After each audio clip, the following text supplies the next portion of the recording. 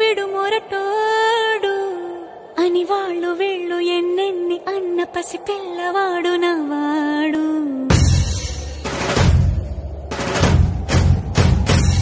విడు ముండోడు అని ఊరు వాడ అనుకున్న గాని మహారాజు నాకు నవ్వాడు.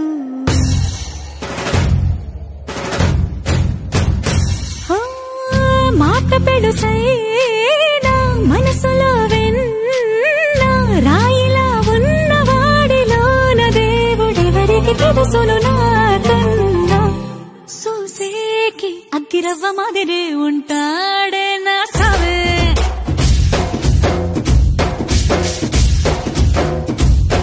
మెత్తాని పత్తి పువ్వుల మరే సంటాడే నా సావే.